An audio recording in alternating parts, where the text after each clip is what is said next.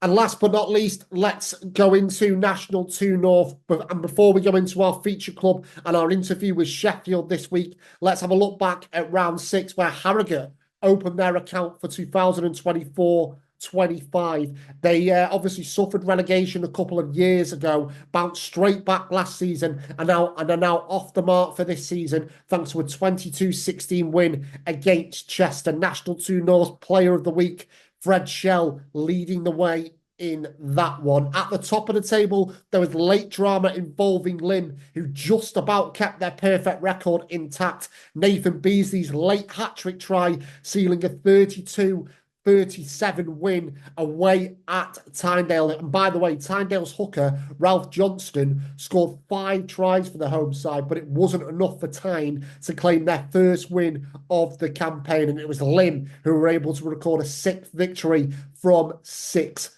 matches. And Lim remain alongside Leeds Tykes as the only 2 clubs in National 2 North with a 100% record after Leeds kicked off round 6 last Friday night with a solid 33-12 victory against Wharfdale. So just confirmation then to look at the table now. Harrogate are up and running in National 2 North with Tyndale and Sheffield's Tigers still waiting for their first successes. Tigers, by the way, were much improved in round 6, but were pipped 33-26 by Fylde at Dormoor. At the top, as we said, Leeds and Lim with a full haul of 30 points, with 3rd place Sheffield in behind the current top 2. And it is Sheffield, who are also 6 wins from 6, as you just saw, who are our featured club in National 2 North this week. They've had a fabulous start to the season yet again and are really picked up from where they left off from after finishing 3rd last season. That was the highest the club have ever finished in this division, and especially with Leeds Tykes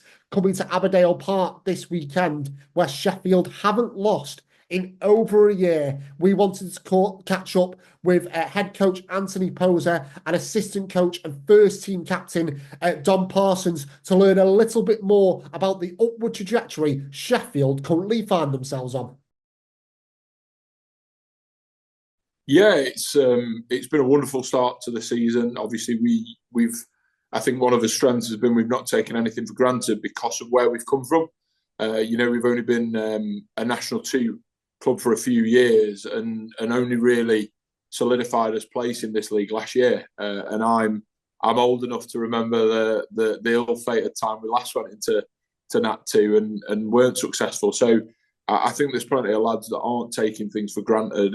When I came to the club and we were successful with promotion, I recognised the good work that predecessed me, and I took that and then wanted to evolve it, and we brought a whole new environment and a way we played and the attacking way we played. And I think it was a little bit frustrating on our first year because we had such a young team with the old heads, but we see the fruition of it now, and we've grown. And I think again I use that cliche, adapted, and we've got game plan A, game plan B, game plan C, and I think there's a clarity amongst all the players now. Even, we've got the youngest 9 and 10 in the league, for example, and they've grown so much. And no, it's just, it's the environment's great. And we just, as Dom said, we take nothing for granted. Each week is another test, but we sort of embrace that. And I think that's really healthy. I know at the start, before we hit record, you said you've been on a much longer journey than just the last 12 months. But I think if Leeds Tykes and Rotherham hadn't had the ding-dong they did at the top of the table, you guys would have been the talk of the town in National 2 North a lot more. So can you give us a bit of an insight to how you were able to take the leap from, I think it was 10th in 2022-23 to finishing 3rd, and a really, really respectable 3rd at that as well? It's easier said than done, but I call it a mindset change. I think in the first year we all admit was about learning how to play and what we were trying to do, and as Dom mentioned, the environment we're in. But it was about surviving, and we changed that mindset to being we want to look up and not down. And we went on that streak where we created that sort of the winning streak that we did, and became a habit winning. And we pushed each other, and training replicated that. And like I said, it's just about. Again, I apologise for the so-called cliche, but it's true. We just focus week on week, and probably me that looks a little bit further. But the players they enjoy coming to training. They enjoy testing themselves. They enjoy, we're creating all sorts of records at the club, and we're looking to create new records. And we're just striving to be better. And yeah, it sounds like words, but it's not words. It's actions. I've been really blessed to be on an incredible journey with Sheffield. And when I came here 10 years ago, actually, it was my 10-year anniversary, I was told by our Stato, Andy Reichwold, the day of the Otley game at home. And 10 years ago, I could have never imagined the kind of career, I suppose, that I'd have with Sheffield, and the amount it would mean to me in such a big period of my life. And it's such a proud feeling to take to the field with boys that I've known for a long time and that I love to bits. I think first and foremost, that's why we all play rugby.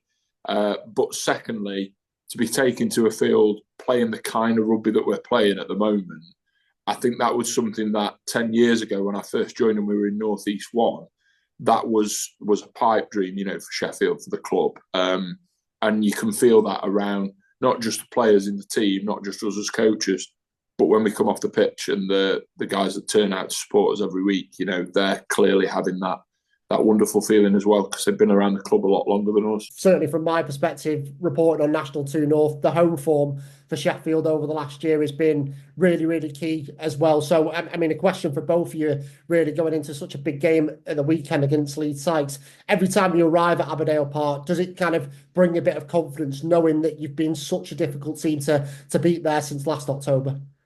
I think from my point of view, we speak a lot as players about having that little bit of fear as well. I know fear is not a word we use a lot in rugby, but we've talked quite a lot over the course of the season about that fear of letting ourselves down.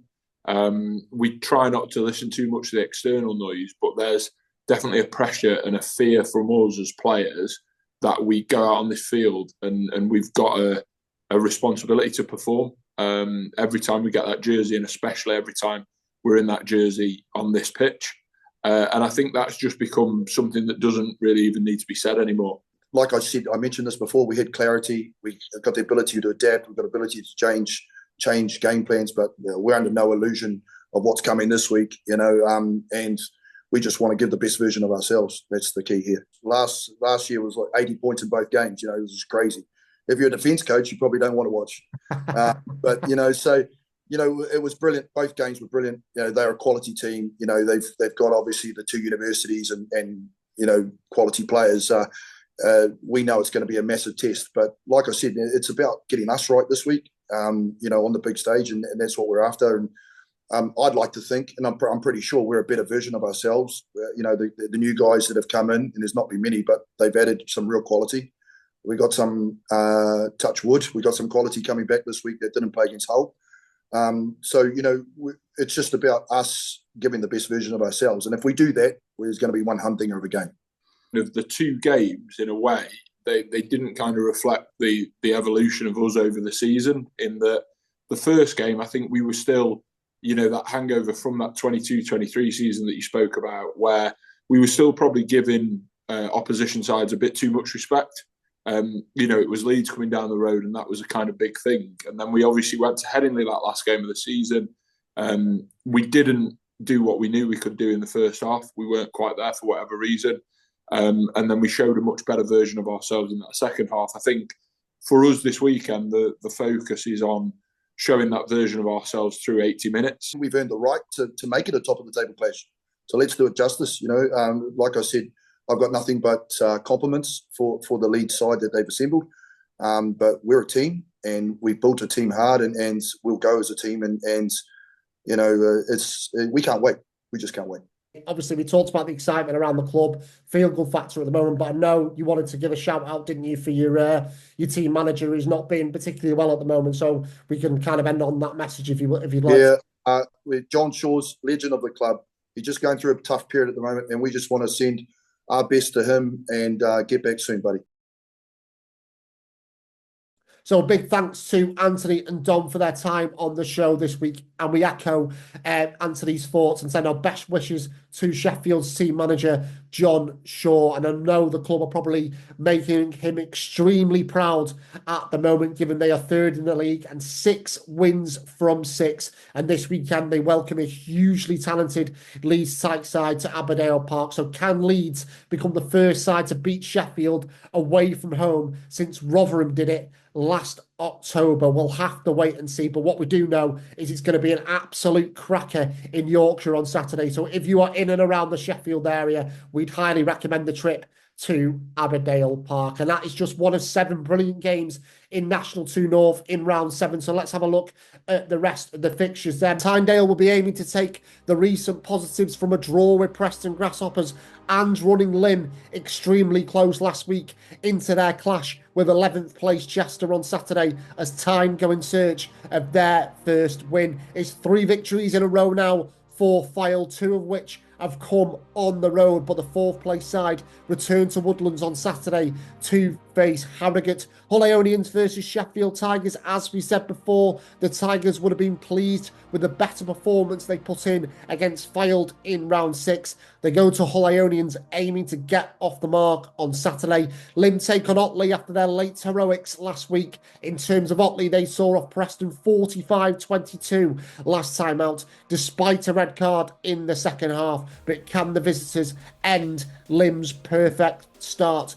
Preston Grasshoppers versus Hull. The visitors in this one lost late on against Sheffield in round 6, but 3 really strong showings for Hull in recent weeks make them a challenge for Preston at Lightfoot Green on Saturday. Sheffield versus Leeds is such a standout fixture, isn't it? And could it be a standout result for Leeds if they do come away from Aberdale Park victorious? And Billingham bounced back last week from successive defeats by beating Hull Ionians 27-12, and they go to a Wharfdale side aiming to halt a run of 3 straight losses.